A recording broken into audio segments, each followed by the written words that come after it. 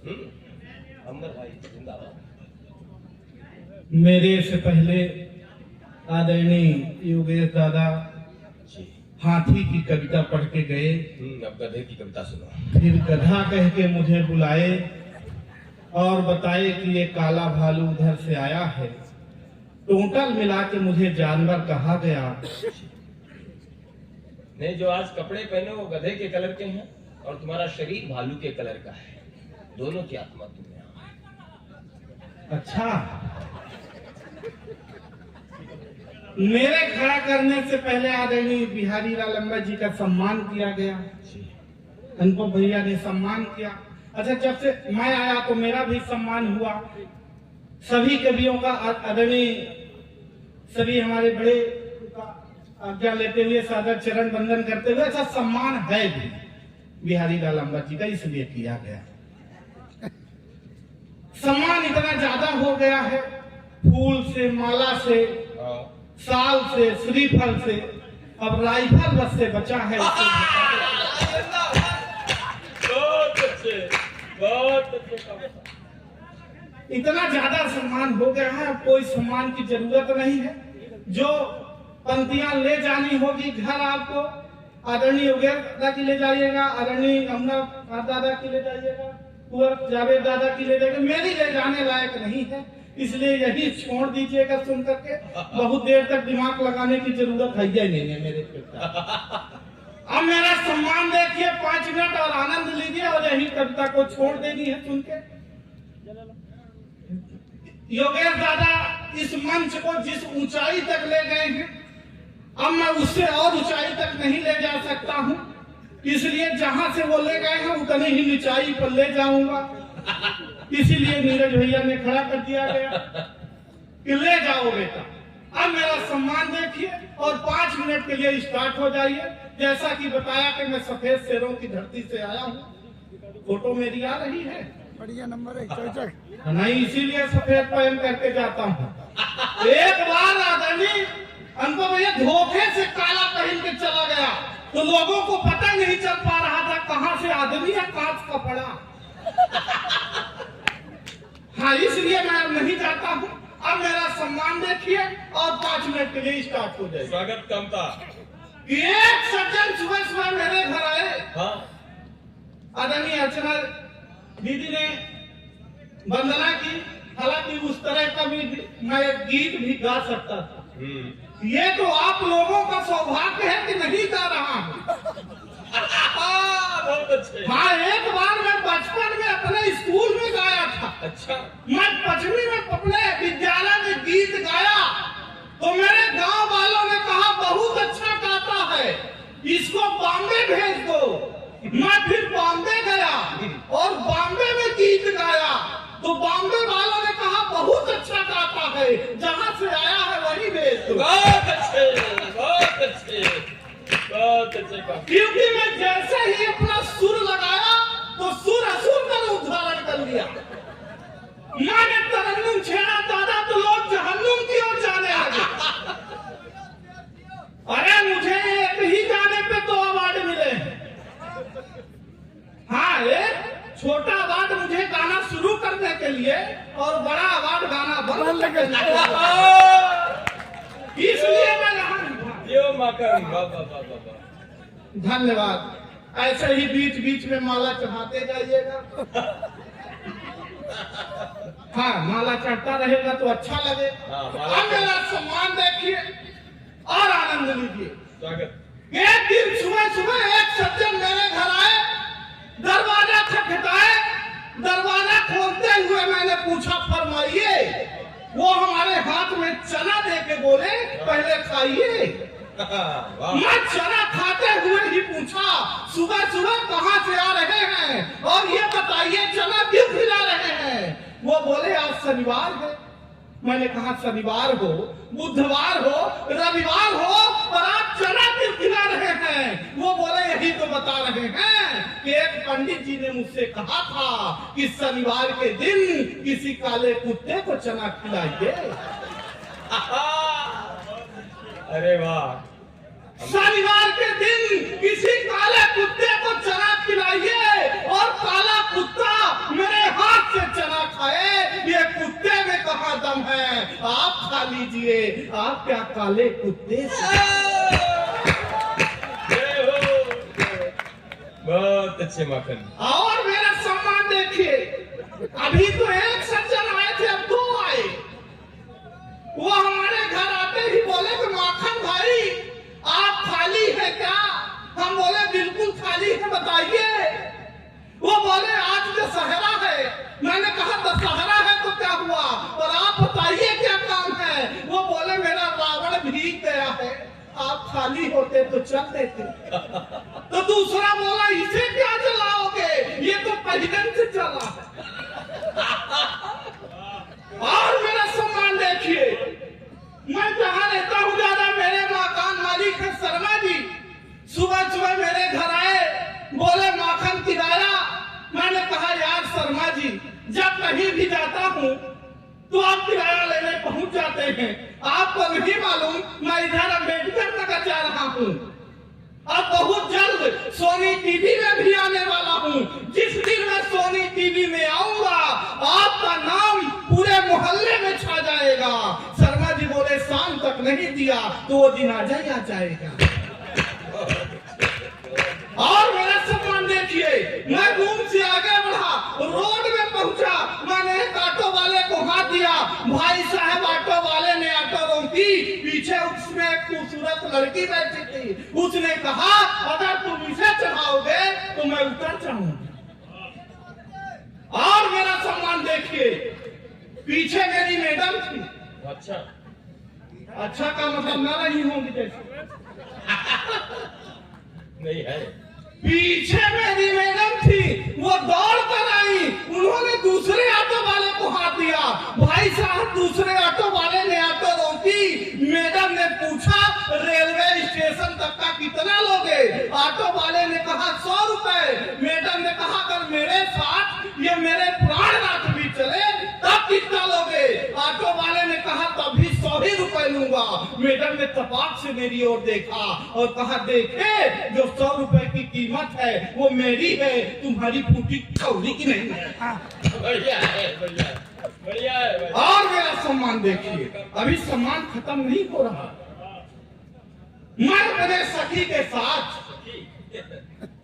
फिर ऐसे सखी कहने जैसे न रही हो, शक्ल से नहीं लगता है।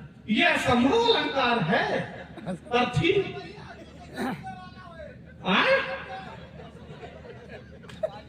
जोर से बोलना है, कोई दिक्कत वहां तक पहुंचूंगा, टेंशन ना लो, टेंशन तक आऊंगा, कोई दिक्कत नहीं। मैं अपने सखी के साथ चौराहे से गुजर रहा था तो पीछे से एक लड़के ने कमेंट किया, देखो देखो आलिया जैसी लड़की है पर कालिया के साथ। आलिया जैसी लड़की है पर कालिया के साथ। मैं कुछ बोलूं नहीं, पलट कर उस लड़की ने ही जवाब दिया जिसे तू कालिया कह रहा है ये व्यक्ति मुझे ऐसे नहीं मिला है। तो उसने पूछा कैसे मिला है, तो बताया इस सालों तक पूजा पाठ ऐसे नहीं मिला हूँ। सावन के 16 सोमवार व्रत रही है तब जाके मुझे पाई है। पिछले दिनों फिर थी आजादी। मैंने पूछा आप क्यों रहती हो? बोली पहले भी रहा करती थी। मैंने कहा क्यों रहती थी? बोली पहले सुंदर वर मांगा करती थी। मैंने कहा तो पा गई हो, अब क्यों रहती हो? बोली अब इसलिए रहती हूँ कि भगवान मिले तो उनसे पूछूंगी कि क्या मांगा था और क्या दे दिया है। कि सालों तक पूजा पाठ, सालों तक पूजा पाठ। आप भी मत बजाइए दादा, आप ही बजा करके डायरेक्ट मोक्ष को जाएंगे, वहीं पे धाम मिलेंगे। क्या मतलब? कि सालों तक पूजा पाठ जब तब किए मैंने, तब जाके मेरे लिए प्यार लेके आए हैं। दुनिया की नजरों में लायक न प्यार मेरा, फिर भी ये मेरे लिए यार लेके आए हैं। बहार लेके आए हैं, फुहार लेके आए हैं, फुहार लेके आए हैं, बहार लेके आए हैं। मेरे लिए हीरो वाला हार ले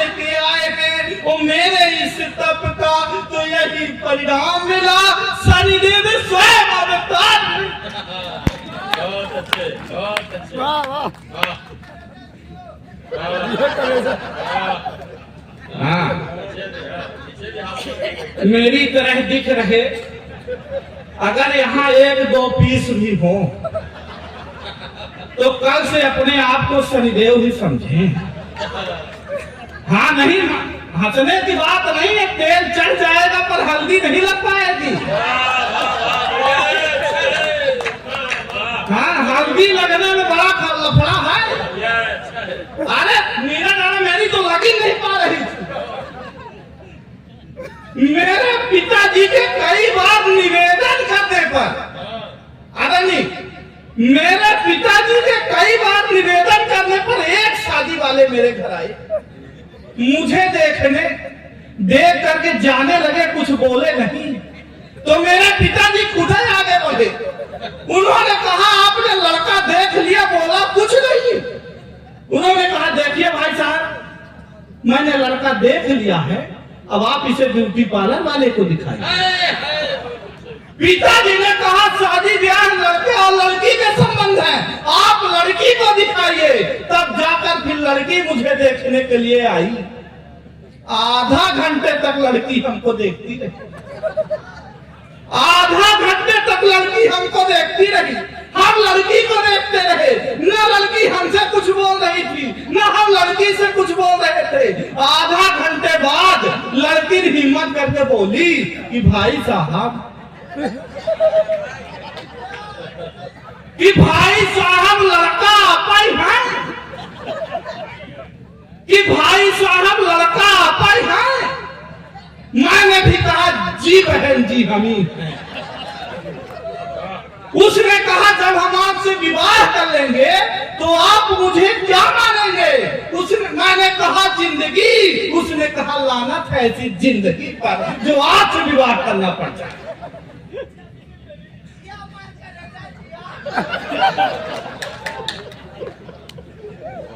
कसम से कह रहा हूं, बब्बा से पहले तुम्हें मोक्ष होगा। हाँ, मेरे साथ जुड़ोगे तो और जल्दी भी हो सकता है। टेंशन न लो, टेंशन की जरूरत भी नहीं है। टेंशन कब कहां कैसे आ जाए किसी को पता नहीं। अच्छा, अगर टेंशन आता कैसे है ये मैं बताऊंगा। मैं मस्त मौला आदमी एक दिन रास्ते से जा रहा था, तो एक खूबसूरत लड़की ने मुझ जैसे खूबसूरत आदमी से लिफ्ट मांगा। मेरे लिए तो यही टेंशन की बात थी कि मुझ जैसे आदमी से किसी लड़की ने लिफ्ट मांगा, पर मैं बहुत अच्छा आदमी, मैंने उसे लिफ्ट दिया। भाई साहब कुछ दूर जाने के बाद उसे चक्कर आने लगे, मुझे और टेंशन हो गई। मैं उसे सीधे हॉस्पिटल लेकर पहुंचा।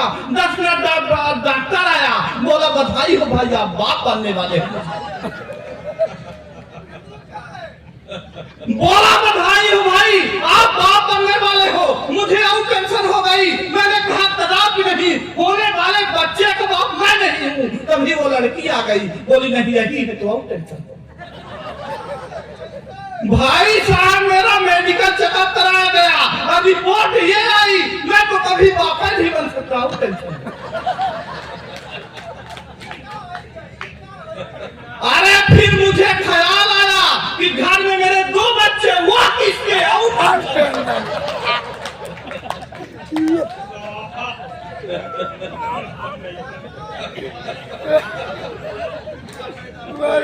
इतने में बिहारी लाल अंदर का फोन आया। बेटा तुझे इतनी टेंशन तो तू मेरा इधर प्रयागराज आ। अरे बहुत अच्छे।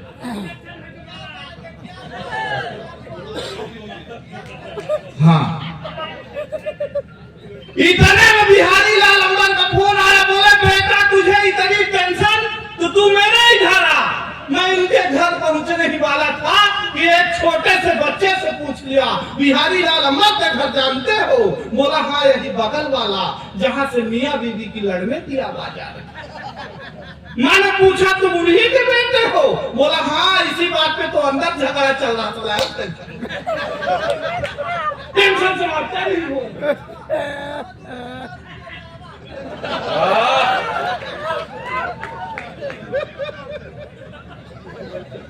अच्छा ही कसम से हमको हमको ऐसा लगता है किसी सुंदर प्रेमिका ने इस व्यक्ति को छोड़ दिया है।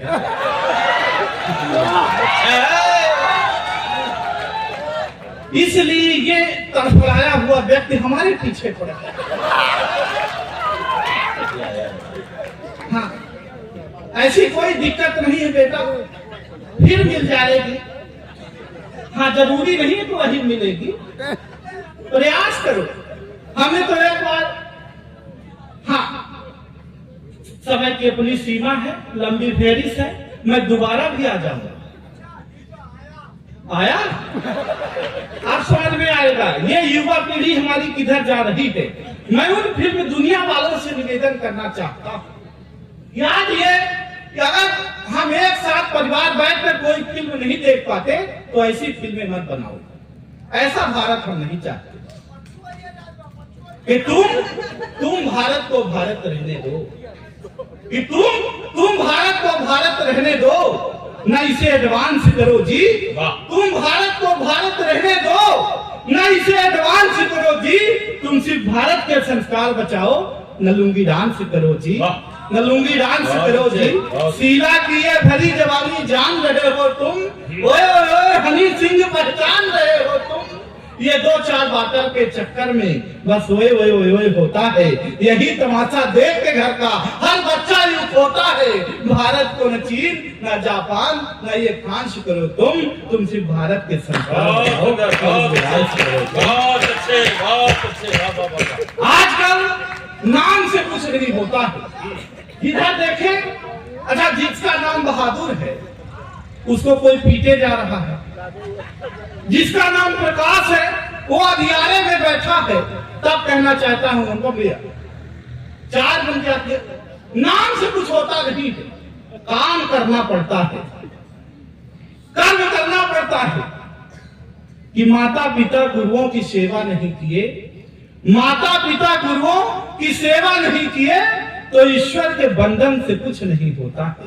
माता पिता गुरुओं की सेवा नहीं किए तो ईश्वर के बंधन से कुछ नहीं होता है। बोया है बीज तुमने यार ये बबूल के, तो चंदन समझने से कुछ नहीं होता है। बहुत अच्छे। पाई थी कुर्सी तब यार कुछ किया नहीं, अब ये घर यारी क्रंदन से कुछ नहीं होता है। और सत्य और धर्म वाले मार्ग न चले तो तुम नाम रघुनंदन से कुछ नहीं होता। बहुत बढ़िया, बहुत बढ़िया। आप लोगों ने भी सुना होगा, हमारे रहनुमाओं द्वारा ये कहा जाता है कि शहीदों की चिताओं में लगेंगे हर बरस मेले, लेकिन किसने देखा है?